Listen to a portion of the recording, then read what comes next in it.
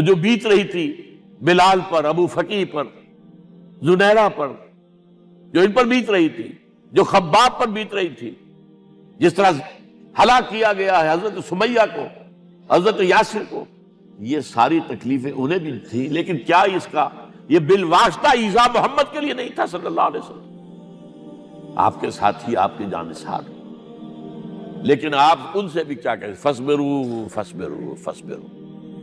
جب ابو جہل بدترین ٹارچر کر رہا تھا حضرت سمیہ اور حضرت یاسر کو رضی اللہ تعالیٰ عنہما، آپ کے علم میں ہے کیسی کیسی ٹارچر کی ہے؟ جوان بیٹے کو باندھ دیا ایک ستون کے ساتھ، اس کے نگاہوں کے سامنے برہنہ کیا ہے ماں کو،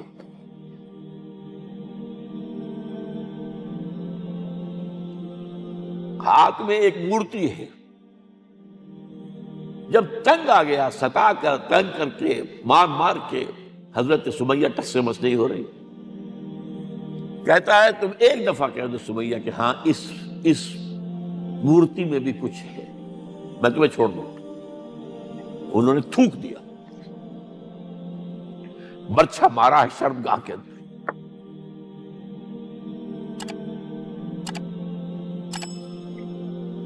کتنی تکلیف پہنچی ہوگی ان کو، لیکن آپ گزر رہے، اصبروا یا آل یاسر فإن موعدکم الجنہ، اے یاسر کے گھر والوں صبر کرو، تمہارے استقبال کی تیاریاں ہو رہی ہیں جنت میں۔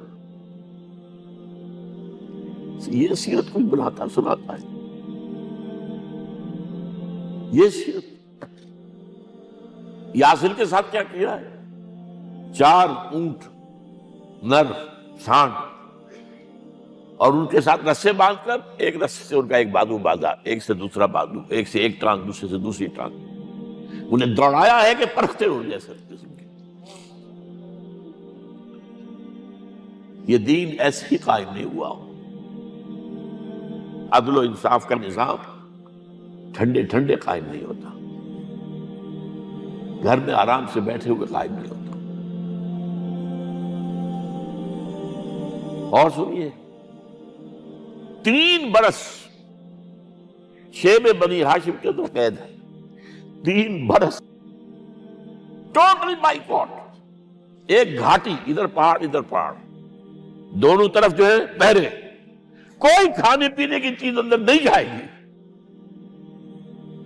اور پورا خاندان بنی ہاشم، وہ بھی کہ جو ایمان نہیں لائے، وہ قبائلی زندگی تھی نا۔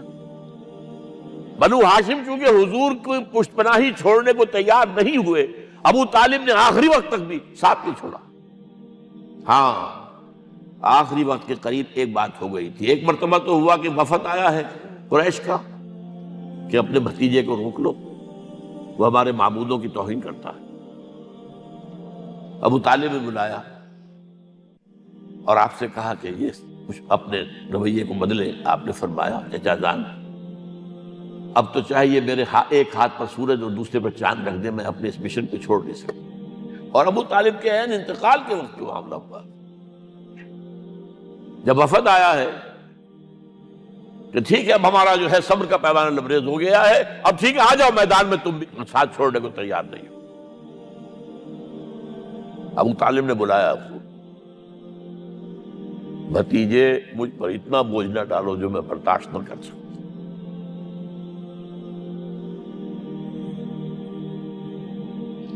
حضور کی آنکھوں میں آنسو آ گئے۔ چچا جان اب تو یا یہ بات پوری ہوگی یا میں اپنے آپ کو ختم کر دوں، اسی میں ختم ہو جاؤں۔ 12 شیب بنی ہاشم میں 3 برس اس حال میں گزرے ہیں، ٹوٹل بائیکاٹ، کوئی کھانے پینے کی۔ کچھ لوگ تھے شریف النفس، مثلا حکیم بن حزام تھے رضی اللہ تعالی، اور بعد میں ایمان لے آئے۔ حضرت خدیجہ کے وہ رشتہ دار تھے، وہ پہاڑ پر چڑھ کر ایک طرف سے رات کی تاریکی میں، دونوں دروازے تو بند ہیں، پہاڑ پر چڑھ کر چوٹی سے نیچے اتر کے کوئی چیزیں کھانے پینے کی دے آئے بس صلی اللہ علیہ وسلم۔ کوئی اور ایک آدھ ہوگا ایسا۔ یہاں تک نوبت آئی ہے کہ بنی ہاشم کے یہ پھول جیسے بچے معصوم، بھوک سے بلبلا رہے ہیں، اور اس کے سوا کچھ نہیں ہے کہ سوکھے چمڑے ابال کر اس کا پانی ان کے حلق میں ٹپکا دیا جائے۔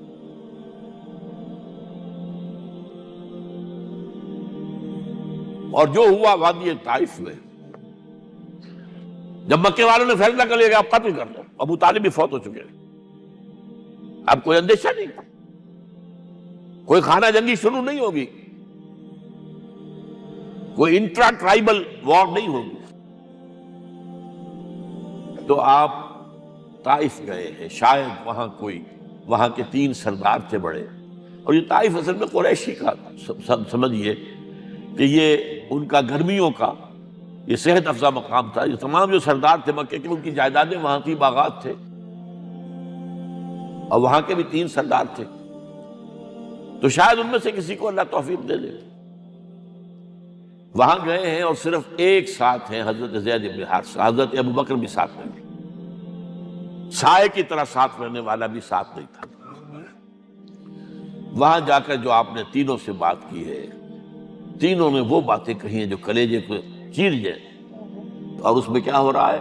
اسٹریٹ ارچنز جو کہلاتے ہیں ہمارے یہاں، جھوکرے گلیوں کے، انہیں اشارہ کر دیا ذرا ان کی خبر لو، اب وہ پتھراؤ کر رہے ہیں۔ جیسے ہمارے ہاں کوئی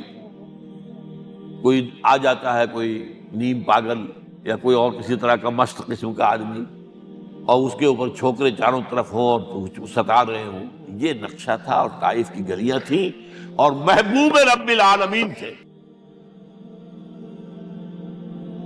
ادھر سے پتھر آ رہے ہیں تو زید بن حارثہ رکاوٹ بن گئے، لیکن پیچھے سے آ رہے ہیں، وہ کیسے روکیں گے؟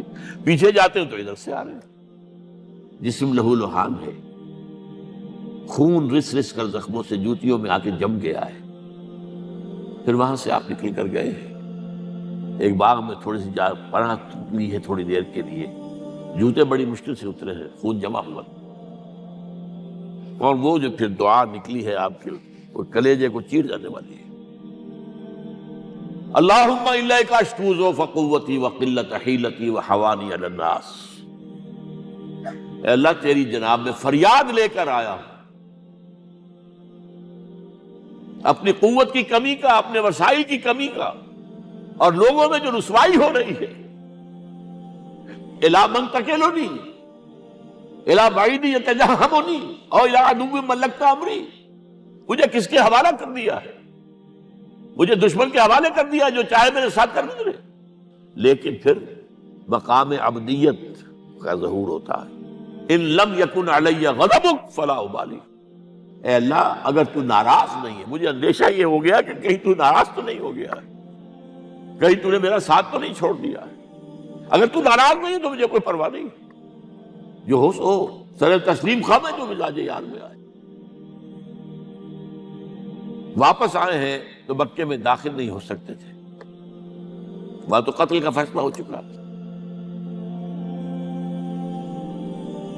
بہرحال یہ چند باتیں میں نے آپ کو بتائی، باقی تو یہ کہ غار ثور ہے کیسی کیسی، اور پھر غزوہ بدر سے پہلے کی رات ہے، اور وہ آپ کا زندگی کا طویل ترین سجدہ ہے، اس میں جہاں تک یہ الفاظ بھی آپ نے کہہ دیا، اللہ اگر کل یہ جو 313 یہاں جمع ہیں اگر یہ ختم ہو گئے تو پھر قیامت تک تیرا نام لینے والا کوئی نہیں ہوگا، میں آخری رسول اور میری یہ 15 برس کی کمائی ہے۔ اس وقت کہا حضرت ابوبکر نے، وہ پہرےدار کی حیثیت سے کھڑے تھے، کہ حسبک حسبک حضور بس کیجئے بس کیجئے۔ بہرحال بدر ہے، احد ہے، زخمی ہوئے ہیں، دندان مبارک شہید ہوئے ہیں، خون اتنا بہا ہے کہ بے ہوش ہو گئے ہیں، اور خبر اڑ گئی ہے کہ آپ شہید ہو گئے۔ یہ سب کچھ، اور سب سے بڑھ کر حمزہ کی لاش سامنے آئی، کیسی لاش؟ ناک کٹی ہوئی ہے، کان کٹے ہوئے، پیٹ چاک کر کے کلیجہ چبایا ہوا ہے، کس طرح برداشت کیا ہوگا آپ نے؟ اپنے اوپر تاری کر کے دیکھیں، یہ حمزہ کون ہے؟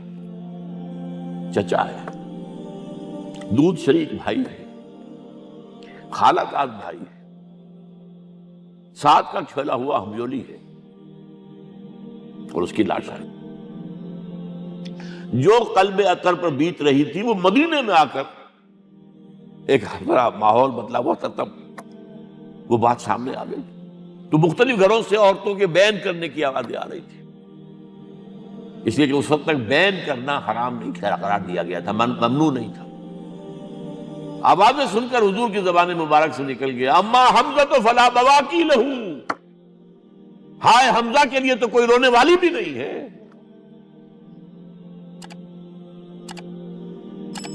اس پر پھر صحابہ نے، انصار نے اپنے ہاں کی خواتین کو حضرت صفیہ کے ہاں بھیجا، وہ سگی بہن تھی، وہاں انہوں نے جا کے بھی تعزیت کی بہن کی.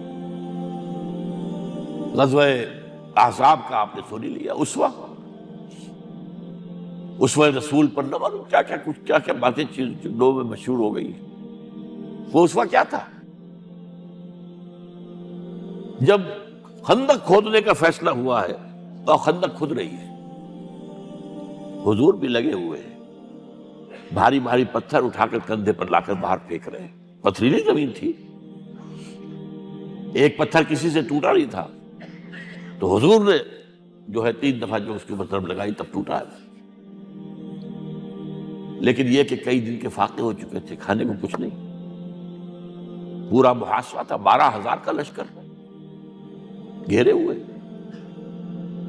یہاں تک کہ آپ کو معلوم ہے کہ گھروں کے اندر بیت الخلا تو نہیں ہوتے، باہر جاتے تھے قضاء، اس کا کوئی امکان نہیں. شدید ترین آزمائش جو ہوئی ہے اس کا نتیجہ ایک طرف یہ نکلا کہ منافقین کا نفاق ان کی زبانوں پر آ گیا. قرآن مجید میں ہے یہ انہی آیات میں، ما وعدنا اللہ ورسولہ الا غرورا، ہمیں تو اللہ اور اس کے رسول نے دھوکہ دے کے مروا دیا. ہم سے کہا تھا کہ قیصر و کسریٰ کے خزانے تمہارے قدموں میں آئیں گے، اور حال یہ ہے کہ اب رفع حاجت کے لیے باہر نہیں جا سکتے، کھانے کو کچھ نہیں. اس وقت کچھ صحابہ آئے ہیں حضور صلی اللہ علیہ وسلم سے، دیکھیے فاقے سے کمر دوہری ہوئی جا رہی ہے، ہم نے اپنے پیٹوں پر پتھر باندھے ہوئے، چادروں کے ساتھ پتھروں کسا ہوا تاکہ کمر سیدھی رہے. حضور نے اپنا کرتا مبارک اٹھا کر دکھایا 2 پتھر میں. یہ ہے اسوہ، یہ ہے آپ کی سنت، آپ کا اسوہ حسنہ. لیکن اس اسوہ حسنہ سے فائدہ کون اٹھا سکتا ہے؟ لقد کان لکم فی رسول اللہ اسوۃ حسنۃ لمن کان یرجو اللہ والیوم الآخر وذکر اللہ کثیرا. اسوہ تو اپنی جگہ ہے، قرآن میں ہدایت سب کے لیے، ھدی للناس، لیکن فائدہ اٹھائیں گے صرف متقین، ھدی للمتقین ہے سب کے لیے. اسوہ سب کے لیے ہے، لیکن استفادہ وہی کر سکے گا جو 3 شرطیں پوری کرے: اللہ اور یوم آخر پر ایمان، اور اللہ کا ذکر کثرت کے ساتھ.